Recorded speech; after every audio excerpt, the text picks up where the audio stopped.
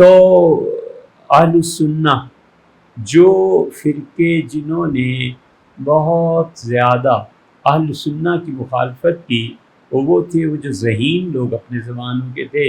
اب ذہین لوگ سارے کے سارے چونکہ چلے گئے فنون میں، ذہین آدمی اپنی ذہانت کو معیشت کے لیے استعمال کرنے لگے تو نیا فرقہ کوئی نہیں بھی پیدا ہوا۔ ہاں البتہ ایک فرقہ جس نے جنگ پہ پرورش کی ہے اور 1500 سال میں اہل سنہ کے مقابلے میں واقعی انہوں نے اپنا وجود ثابت کیا ہے، وہ اہل تشیع۔ اس وقت امت میں اہل تشیع کے علاوہ، شیعہ حضرات کے علاوہ کوئی نہیں ہے جو اہل سنہ کے مقابلے میں کوئی فرقہ باقی رہ گیا ہو۔ ہمارا خیال تھا کہ ہم آپ سے عرض کریں گے، آج بھی چیز ڈیو ہے کہ اس میں جہمیہ مثلاً ایک فرقہ تھا، معطلہ ایک فرقہ تھا، معتزلہ ایک فرقہ تھا، کوئی نہیں رہا۔ معتزلہ کی کچھ چیزیں جو ان کی عقل میں آتی تھیں وہ اب بھی بعض بچے یا بعض لوگ ذہانت سے اس طرف کو چلے جاتے ہیں۔ فرقہ ہونے کی حیثیت سے اہل السنہ کے مقابلے میں ایک ہی فرقہ باقی رہ گیا ہے اور وہ اہل تشیع۔ اہل تشیع کے اصلاً جو آباء و اجداد تھے یہ بہت اچھے لوگ تھے، بہت نیک اللہ کے پارسا بندے تھے۔ ہمارا خیال تھا کہ جہمیہ وغیرہ کے متعلق بات کریں، پھر خیال آیا کہ قرآن کریم کو شروع کرتے ہیں، درمیان میں کہیں یہ فرقے کی چیزیں آئیں تو آپ اس کو سن لیں گے، سمجھ لیں گے۔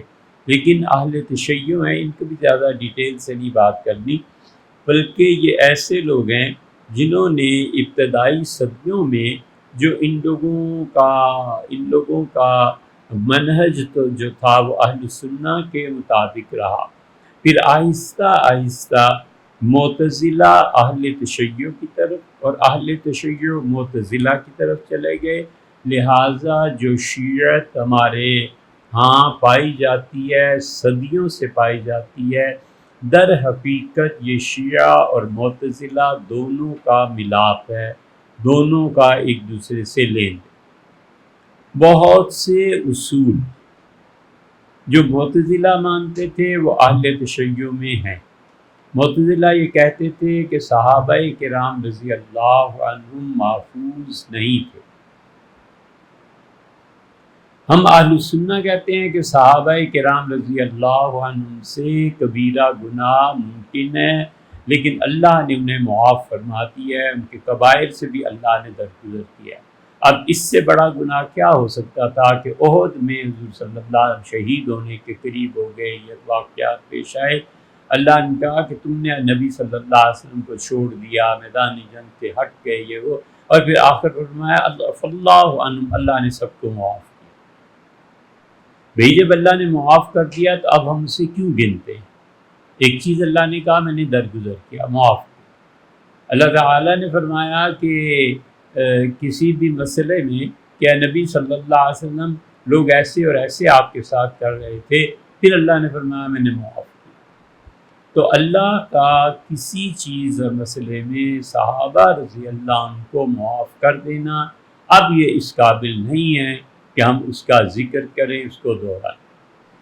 اسی سے اہل سنہ نے یہ مسئلہ نکالا ہے کہ ایک آدمی کو ایسے گناہ پہ ملامت کرنا جس سے وہ توبہ کر چکا ہو، اس کو خام خواہ تنگ کرنا، یہ کبیرہ گناہ۔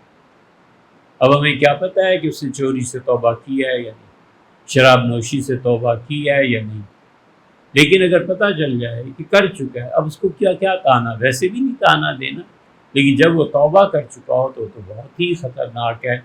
یہاں تک کہ حضور صلی اللہ علیہ وسلم تم میں سے کسی شخص نے کسی کو اس کے گناہ پہ آر دلائی، آر دلانا شرمندہ کیا، تو اللہ کا حق ہے، اللہ کے لیے لازم ہے کہ وہ موت سے پہلے اس شرمندہ کرنے والے کو اسی گناہ میں مبتلا کر۔ اس چیز چکر میں پڑنا ہی نہیں چاہیے۔ ہم کہتے ہیں صحابہ رضی اللہ عنہ سے جو گناہ ہوئے اللہ نے فرمایا میں نے معاف کر دیا۔ معتزلہ کہتے ہیں کہ نہیں، اللہ کی معافی کے باوجود وہ لوگ محفوظ نہیں تھے۔ اہل تشیع نے وہاں سے یہ عقیدہ لیا اور انہوں نے کہا وہ محفوظ نہیں تھے، فلاں سے یہ گناہ، فلاں سے یہ گناہ، فلاں سے یہ گناہ۔ اسی میں جب انہوں نے ایگزیجریشن کی تو ایگزیجریٹ کرنے کا مطلب یہ تھا کہ انہوں نے کہا جو بھی سیدنا علی رضی اللہ عنہ کے مقابلے میں آیا ہے، طلحہ ہیں، زبیر ہیں، عائشہ رضی اللہ تعالیٰ عنہ، سب کے سب گناہ گار ہوئے اور کافر ہو گئے۔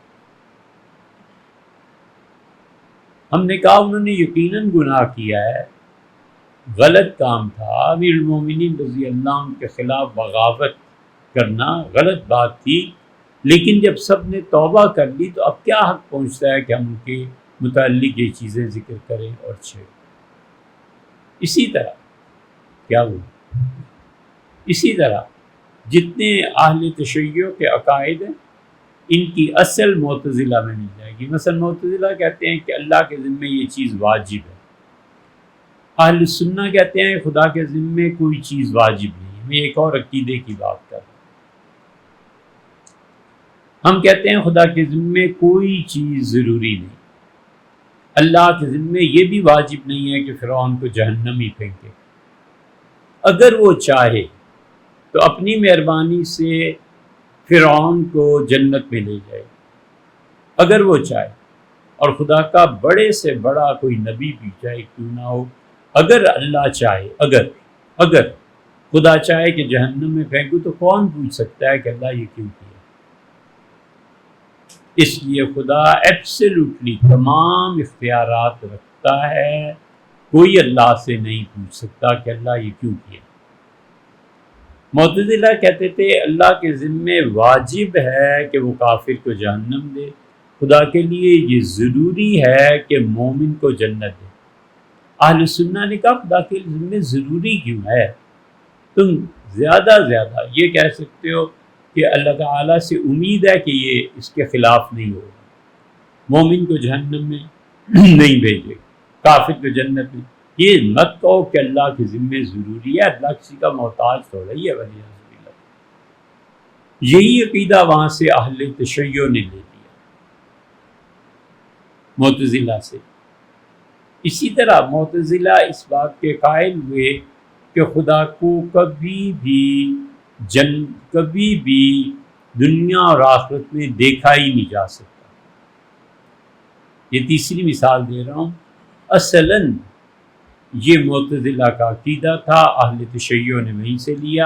اہل سنہ نے کہا کہ قرآن خود کہتا ہے کہ وجوہ یومئذ ناظرۃ، خوش و خرم چہرے، بالکل فریش، بالکل تازہ چہرے، الی ربہا ناظرہ، اپنے پروردگار کو دیکھ رہے ہوں گے قیامت میں۔ تو یہ جو اللہ کو دیکھنا ہے جب قرآن میں آ گیا، دوسری جگہ اللہ کہتا ہے کہ انہم عن ربہم یومئذ لمحجوبون، کافروں کو ہم اپنی زیارت سے قیامت کے دن محروم رکھیں گے۔ تو اگر اللہ کا دیکھنا مومنوں کے لیے بھی ناممکن اور کافر کے لیے بھی ناممکن تو سزا کس بات کی؟ یہ لازم ہے کہ جب خدا کہتا ہے میں نے اپنی زیارت سے محروم رکھوں گا تو اس کے برعکس جو فرقہ یعنی ہم اہل سنہ اس کے عقیدے کے مطابق ہونا چاہیے۔ یہ تیسری مثال دے رہا ہوں، اہل تشیع نے اللہ کی زیارت نہ ہونے کا یہ عقیدہ ان معتزلہ سے لے لیا، جبکہ اہل سنہ الگ ہے۔ بس صرف یہ ایک فرقہ ایسا ہے، یہ تین مثالیں آپ کو دی جو اہل سنہ کے مقابلے میں خم ٹھونک کے جمع ہے، لڑا ہے، حکومتیں کی ہیں، اور اس کا سب سے بڑا انقلاب جو آیا وہ چند سو سال پہلے، اور وہ ایران کا انقلاب تھا کہ وہ بہت کم شیعہ تعداد میں، بہت کم 10-15-20% ہوں گے، وہ حکومت پہ جب قبضہ ہوا تو انہوں نے 70-80% اہل سنہ کو یا تو قتل کر دیا، یا انہوں نے کہا کہ کوئی بھی ایران میں اہل سنہ کے مسلک پر زندہ نہیں رہے گا، کوئی تنہائی میں بھی نماز پڑھتا تھا تو اسے بھی قتل کر دیا۔ یہ نیشا پور ہے، تہران ہے، یہ اور بہت سے علاقے ہیں جہاں گھومے بھی، پھرے بھی، گئے بھی، یہ اہل سنہ کے مراکز تھے۔ اس قتل عام نے سب چیزیں ختم۔ ایک یہ انقلاب آیا جس نے اہل سنہ کو شدید نقصان پہنچایا۔ اس کے بعد دوسرا انقلاب محمد بن عبد الوہاب کا تھا، اس انقلاب کے اثرات اب تک دنیا میں قائم ہیں۔ یہ محمد بن سلمان یہ پہلے آدمی ہیں سعودی خاندان میں جنہوں نے بلا خوف و خطر کہا، انہوں نے کہا عبد الوہاب کیا تھا، اپنے زمانے کے ایک اچھے صاحب علم عالم دین تھے، یہ نہیں ہے کہ کوئی وہ مجدد تھا۔ اور انہوں نے کہا کہ ہم نے ہمارے آباء و اجداد نے سعودی سلطنت کو بچانے کے لیے برطانیہ کے ساتھ یہ معاہدے کیے جس سے دنیا میں وہابیزم پھیلا اور وہ تہذیب پھیلی۔ یہ دونوں انقلاب خون پر مبنی تھے اور اس کا سب سے زیادہ نقصان اہل سنہ کو ہوا جو اب تک چل رہا ہے۔ اس کے پولیٹیکل آسپیکٹس اور یہ چیزیں وہ تو بالکل ہمارا موضوع نہیں، لیکن ہم آپ کو بتا رہے ہیں کہ اہل سنہ کے مقابلے میں خم ٹھونک کے جو جمے اور لڑے اور اپنے عقیدے کا دفاع کیا، یہ اصلاً اہل تشیع تھے۔ پھر ان کے یہاں صدیوں کے ساتھ ساتھ ان کے فرقے بنتے رہے، کوئی ایک فرقہ کوئی دوسرا فرقہ، ایک فرقہ مثلا اب تو نہیں ہے، مٹ گیا۔ ان کا عقیدہ یہ تھا کہ آسمان پہ جو بجلی کونتی ہے یہ سیدنا علی رضی اللہ عنہ کی ڈانٹ ہے، اس طرح کی بہت سی فضول چیزیں۔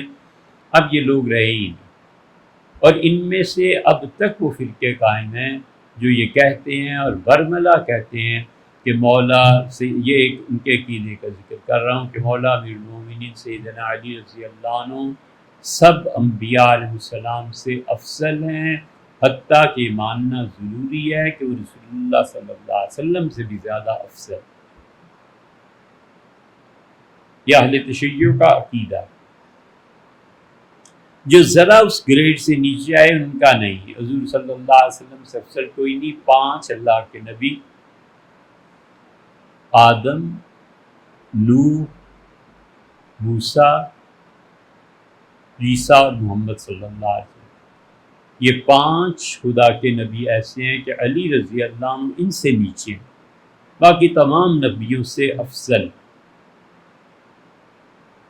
اب یہ عقیدہ کہاں سے؟ کہ ان کی اپنی لاجکس ہیں جو بھی وہ بیان کرتے ہیں، لیکن ہوتا یہی ہے کہ عقائد میں ایسے گڑبڑ ہو جاتی ہے، تو وہ عقیدہ تھا پھر وہ عقیدہ آ گیا۔ تو اس لیے یہ ضروری ہے کہ اہل سنہ اپنے عقیدے پر قائم رہیں۔